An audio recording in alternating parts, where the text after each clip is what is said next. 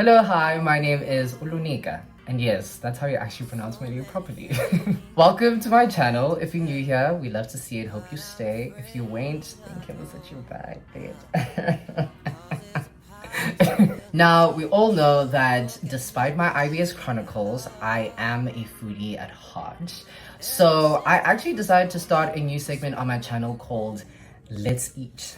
Essentially, this is the part of the channel where I'll actually be giving you guys some insights on some of the restaurants that I visit, and this is actually gonna save you some money because I know how y'all don't budget, and this is actually gonna really save you some money, okay? Cool. Also, you're probably watching this video whilst you're in a rush to pick a place, so I'm going to do you the favor of making this video, or the videos rather, quite bite-sized. Get it? Okay, never mind. Before we get into it though, you should know that I will be reviewing the restaurants based on a number of criteria, mainly being location, menu, affordability, service, and vibes. Anyways, let's get into the meat of the video, starting off with our first restaurant on the menu. I'm sorry, okay, fine, I'll stop, but I'm so proud of myself. So we have Il Leone Mastrantonio, situated in Greenpoint. I'm pretty sure I butchered that somehow because it's Italian, I don't speak Italian, forgive me. Judging by the name, you probably can already tell it's Italian. I've already mentioned it is situated in the nooks and crannies of Greenpoint, and emphasis on nooks and crannies. Seriously, I wouldn't have been able to find this place if it weren't for one of my Uber trips actually turning the wrong way. So essentially that's how I discovered the restaurant. Besides that, I'd quite literally say the location is quite cheeky. I mean, the restaurant is in the middle of nowhere. But this could be great depending on how you look at it. So if you want to have a cute dinner at some secret location where no one's gonna find you, then this is probably the place for you. But if you want views, this is not gonna be for you. You might as well actually stop watching. But don't. I need the views. Inside the restaurant though, I'd say it's actually quite cute. It's what you'd expect to see from a mini casual but quite formal subtle setting situationships. Now, the tables are lined with tablecloth, so you already know that you're actually going to be paying quite a bit. But we'll get into that a bit later. Also, you're probably starting to get a bit hungry, so I think it's time to actually get down to the food. Probably the most important point of this entire thing. For an Italian restaurant, you can actually find all the starches in the world in the menu, except for pizza. The menu covers a wide range of pastas, stemming from linguinis, gnocchis, and raviolis, but if you're a sweet tooth person, probably not going to be the best time for you because they only actually have just 3 options on the menu. That's a Debbie Downer. But aside from that, if you're actually in the mood for some really good pasta, then this again is the place for you. When I went, I ordered the classic carbonara, which was quite good. It was cooked quite well, and I don't really have much terrible things to say about it.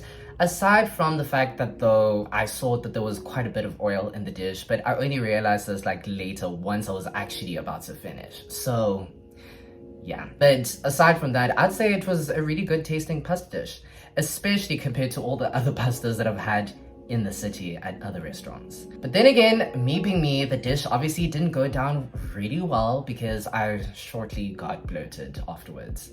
But that's not to say that the food was bad or there was anything terrible about the food itself. If anything, I just need to watch my own portion sizing and stuff like that because, again, IBS, yada yada yada. But anyways, the main key takeout here is the fact that the food was actually quite good. If anything, I finished the dish, which caused a problem. But that should show you that the dish was really good. Also, for the price of the dish, it was really good. I paid 154 Rand for my dish, of which for the portion size was actually really great, quite frankly. The least expensive thing you could actually get on the menu costs you 100 Rand, whereas the most expensive is 505 Rand. But that's for the steak lovers, essentially. I'd also say that's also followed by a crayfish dish, which was, let me check my notes, 320 Rand. So yeah, but if we're being quite realistic, you'd probably go as high as 170 or 190. if you're an average Britney. Because we're not Joes in this house. Britney's actually save money. Be more like Britney. Our economy is tough, bitch. Better work, bitch. I felt like the prices are actually quite justified for the service as well. I was left unattended for a good amount of time, but not enough to actually start wondering if the waiter had ghosted me like my date from last year. So if you don't want to be nagged, or if you don't want to be pressured, rather, into picking something within the first 5 minutes of actually being handed the menu, then again, this place is for you. And then you're probably wondering in terms of the vibe.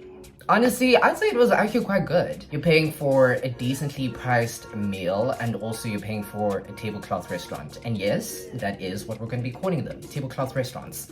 It was actually quite good.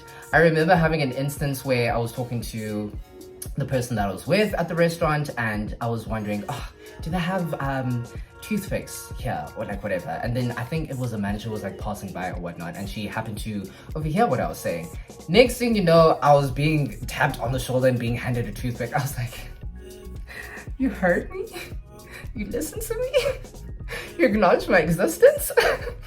Ooh, that's attractive.